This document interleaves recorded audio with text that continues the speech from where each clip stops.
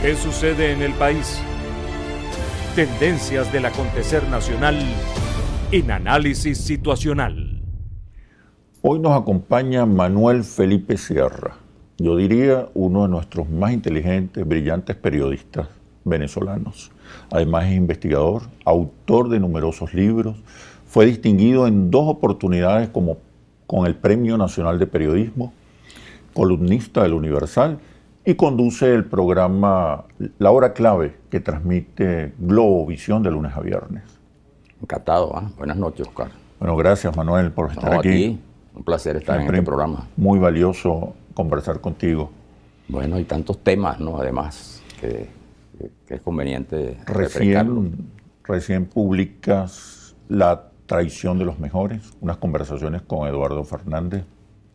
Sí, tú sabes que ¿Qué ideas claves puedes rescatar? Ese es un libro que con Eduardo Fernández, unas conversaciones que se hizo en varios momentos, que es como un repaso, ¿no?, biográfico de Eduardo, que es uno de los líderes fundamentales de la generación del 58, ¿no? Pero es importante rescatar una reflexión central, que es el título del libro, por ejemplo. Claro, pero el rentismo petrolero, que de alguna manera se habla de él y todo el mundo dice, vivimos la época del rentismo, pero pasan los años y nadie se ha ocupado en la edad de afrontar esta deformación de la economía venezolana que de alguna manera tiene que ver con la situación a la cual ha llegado el país desde el punto de vista político, ¿no?, y social. Y el título es bien interesante, La traición de los mejores, porque ese es un título tomado de un ensayo de Mario Briceño Iragorri, publicado en 1953, después del famoso fraude electoral en la constituyente, que con los votos eligieron a Briceño Iragorri, a Jovito Villalba, y se produjo el golpe de Estado de Pérez Jiménez. Entonces él escribió un ensayo que se publicó posteriormente en España, lo escribió en Costa Rica, donde hacía como un repaso también histórico y llegaba a la conclusión de que, bueno, nuestros mejores hombres en el siglo XIX, los esfuerzos que habían hecho, pero habíamos retornado de nuevo a las dictaduras, ¿no? Y todo se había hecho históricamente para superar esas etapas, pero no fuimos capaces. Entonces él le puso como título La traición de los mejores. Y muchas de esas reflexiones hoy se podría decir que tienen una conmovedora vigencia, ¿no? ¿Qué pasó con nuestro liderazgo político, con nuestras élites políticas? Yo recuerdo que la generación del 28, del 58, gente inteligente, erudita, que escribía, que pensaba y repensaba la visión de país, pero más recientemente nuestra generación de políticos de manera reiterada entrado en el fracaso, la derrota, la incomprensión de los fenómenos y de los procesos ¿sabes que políticos? Allí también hay unas reflexiones interesantes de Eduardo en relación a ese tema. Y entre de las cosas que destaca Eduardo es que no ha habido una comprensión del verdadero momento histórico, pero falta una propuesta, falta una idea que sea capaz de dibujar un horizonte distinto y que sea capaz de estimular y de concitar el apoyo, el consenso, la simpatía de la gente. Y ese es uno de los problemas que gravita en la situación que vivimos hoy en día. ¿Por qué nuestras élites no han podido construir esa nueva visión? Bueno, mire, esa es una pregunta que hay que hacerse, ¿no? Y sin duda alguna yo creo que hemos estado ganados mucho en los últimos años por este clima de polarización casi primitiva en términos políticos. Si uno ve, por ejemplo... basada en el odio, más que en las ideas. Uno ve, por ejemplo, opiniones de personas que uno sabe que es personas con un nivel intelectual, con una preparación. La reflexión, ya no reflexionan, sino que tienen opiniones cargadas de odio, de revanche. Y sobre esa base, como lo decía Briceño Iragorri, es imposible construir un país.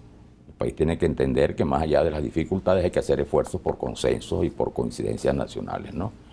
Y está también ese otro libro que ya también está... El poder no es para idiotas. Eso reúne varias crónicas y comentarios que yo he hecho en coberturas internacionales para varios medios, ¿no? Y está, por ejemplo, una conversación donde está con Fidel Castro, una rueda de prensa con Saddam Hussein, con Li Peng, primer ministro de China, un repaso a la situación cuando murió el Shah de Irán, situaciones históricas, textos que se publicaron en su momento, están reactualizados, pero tiene la ventaja de que se refiere a países y a figuras que hoy tienen, digamos, mucha importancia en la política internacional, en el hecho noticioso, ¿no? Es un libro histórico, es como una especie de una compilación de experiencias periodísticas, ¿no? Crónicas y reportajes. Con líderes que no tienen nada de idiotas, ¿no? Ah, no, no tienen nada de idiotas. Sí. Mira, vamos a hablar del rol del periodismo en estos tiempos de polarización y confrontación, pero una vez que regresemos a los comerciales. Seguro. Ya venimos. ¿Qué sucede en el país? Tendencias del acontecer nacional en Análisis Situacional. ¿Qué sucede en el país? Tendencias del acontecer nacional en Análisis Situacional. Te preguntaba, Manuel Felipe, acerca del rol del periodista en estos tiempos de polarización, de confrontación, de odios. Yo creo que la polarización ha deformado el ejercicio del periodismo. Yo creo que en mucho, ¿sabes? Creo que hemos vivido este clima de polarización, de confrontación extrema ya durante varios años. Y eso ha contaminado la vida del país. Y de manera natural, pues, el periodismo, el papel de los medios y el ejercicio del periodismo. Y eso, pues, yo creo que es uno de los grandes retos que tiene el periodismo hoy en día, que es recobrar lo que es su función fundamental, como cumplir la función intermediaria entre los hechos, entre la verdad y el lector. Eso en alguna medida. Y se ha perdido. Siempre existió, y esto es bueno decirlo, por ejemplo, la confrontación política, incluso en el periodismo. Incluso el periodismo nace del famoso periodismo político, que tenía expresiones entre los partidos distintos, las bandas, las banderías, ¿no? Los bandos opuestos. Y ese era el periodismo político, que es otra cosa. Pero el periodismo, tal como se entiende, al servicio de la colectividad, la función que tú cumples como un intermediario, que es una función, por cierto, muy modesta, muy humilde, la del periodista. El periodista en eso es un artesano que toma el hecho que ocurre y cumple la tarea, muy humilde, por cierto, de trasladarlo a los lectores. Claro, eso se ha venido distorsionando y hace que, por supuesto, en el caso de Venezuela, que vemos que no siempre se ejerce el periodismo con arreglo a estos valores éticos que son fundamentales. Porque el periodismo tiene una responsabilidad ética, es su compromiso con la verdad, más allá de lo que el periodista pueda pensar, ¿no? Sobre determinadas situaciones y más allá de lo que es su militancia o lo que son sus ideas políticas, pero está obligado a reflejar la verdad tal como ocurre, ¿no? Y las distintas versiones. Y las distintas versiones. Y entonces eso se ha venido distorsionando como consecuencia de esta conflictividad. Y sin duda alguna, pues esto le hace un grave daño. Primero le hace un grave daño a la sociedad, a la gente que se alimenta, pues, de la información periodística, que se ha ampliado tanto en todos los medios. Ya no solo es la noticia, no solamente es la que sale en los periódicos o la que salía en algunos espacios radiales y después en espacios de televisión muy restringidos, sino que ya está en la calle a través de todos los medios. Y entonces eso hace un gran daño cuando esa información no se ajusta, digamos, a lo que son los requerimientos, los ejercicios periodísticos. Esto se ha complicado. Bueno, en el caso de Venezuela sabemos que vivimos este cuadro de división que comentábamos en la primera parte, que ha distorsionado mucho en todo. Pero esto establece un reto adicional al periodista. Además de cumplir con lo que es la tarea propia del comunicador, ahora se añade también el hecho de que tiene que estar vigilante y enfrentar lo que es esta deformación, producto, digamos, de la confrontación que termina, por supuesto, en odios, en posiciones irreconciliables que obnubilan, que impiden que los hechos sean reflejados con objetividad, de manera desprejuiciada, tal como son, más allá de lo que piense y crea el periodista. Entonces esa responsabilidad es tiene que ver mucho con el propio periodista. ¿Qué consejo le darías tú a los periodistas? Bueno, que nosotros tenemos una doble función ahora. La función que hemos tenido siempre de buscar la verdad, ¿no? De buscar la verdad, que es la función básica del periodismo.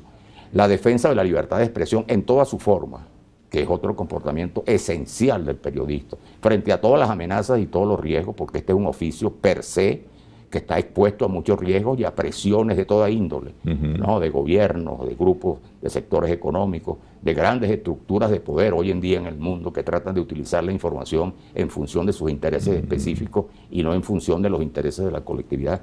Eso tenemos que enfrentarlo, pero también hay ahora otro compromiso y otro enemigo. Es el caso de esta explosión de las noticias falsas, que es bien curioso, Carlos. ¿Qué hacer en ese caso? Porque mira, se produce, imagínate tú, por un hecho que hay que celebrar, el hecho de la emergencia de las redes. Sí, de la internet, las redes sociales, que alguien decía que el cambio es tan grande que la persona hoy tiene la biblioteca de Alejandría en el bolsillo, en el sentido que tiene todos los conocimientos del mundo, pero tiene que saber cómo administrarlo. Entonces eso crea también, hace mucho más necesaria que el periodista asuma su verdadera responsabilidad y reto, porque la masificación de la noticia a través de las redes sociales, que ha sido una explosión, como decíamos, pero muy importante, ¿no? Y un gran salto tecnológico para la comunicación, pero se ha distorsionado. Ya han entrado a jugar factores que tergiversan y desvirtúan el sentido de la información a través de las redes, que es el fenómeno de las noticias falsas, que se ha generalizado, frente al cual hay sectores de la sociedad que están en estado de alerta, ¿no? Entonces esto tiene ese grave riesgo, que es que el periodista ahora está obligado, además de preservar la verdad y además de luchar por la libertad de expresión, tiene que luchar por desenmascarar la mentira que aparece como verdad a través del uso impune e irresponsable de las redes sociales. Entonces ese es un reto importante que tienen que asumir los medios de comunicación. ¿Qué hacer?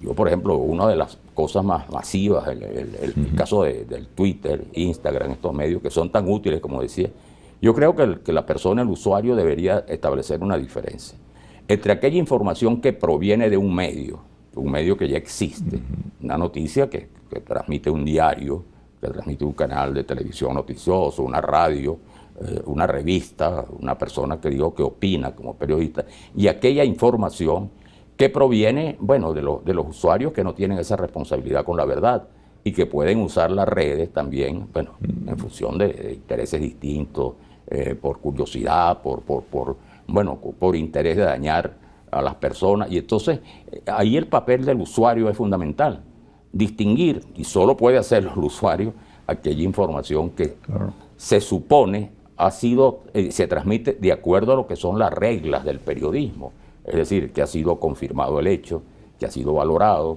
que ha tenido una revisión editorial y que cuando se publique es noticia, distinto al hecho que sale en las redes y que simplemente lo remite una organización anónima o fantasma, o lo remite una persona que no tiene la respetabilidad ni tiene la responsabilidad de informar de acuerdo a las reglas básicas del periodismo. Yo creo que esa es una responsabilidad de todos, y entender que estamos también en este mundo, en estos cambios que se han producido, positivos en sus fines, pero que también son susceptibles de desvirtuados, ¿no? Y manipulados. Entender también cómo debe asumirse el manejo de las redes sociales. Sí. Hay un fenómeno también interesante y tiene que ver ya con el consumidor de noticias, con la opinión pública. El venezolano, dado el impacto de la polarización, solo consume información y noticias que se corresponden con su manera de entender la realidad y desecha la pluralidad de versiones. ¿Cómo reeducar también al consumidor, al ciudadano? Claro.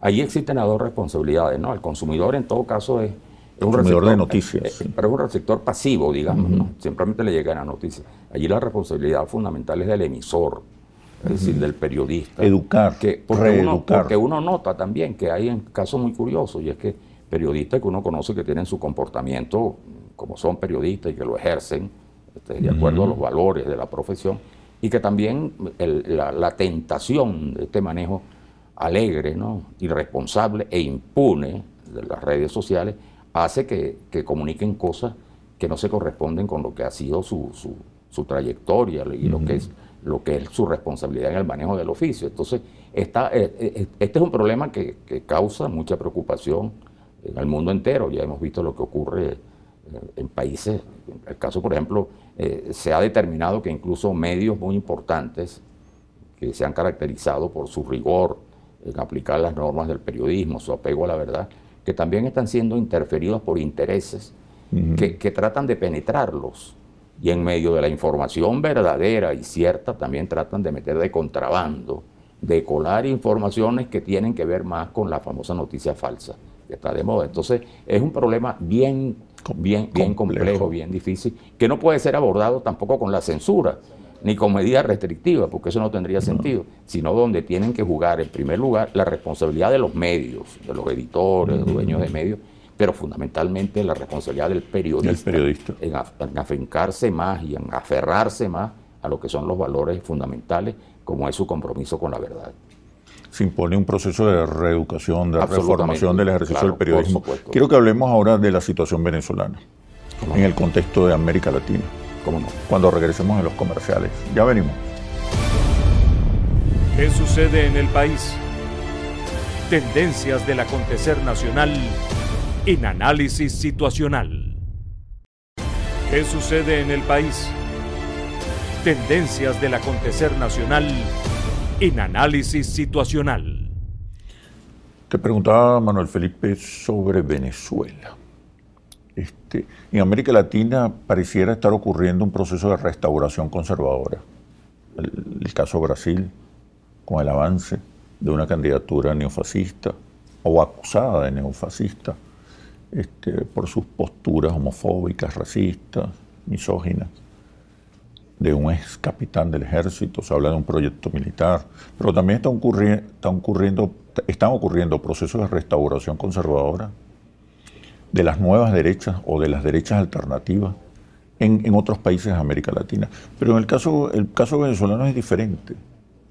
Tenemos ya 20 años de un gobierno de izquierda que se ha consolidado, ha replanteado la cultura política, ha añadido a la controversia elementos simbólicos, culturales, emocionales, que no habíamos visto antes en las realidades políticas venezolanas.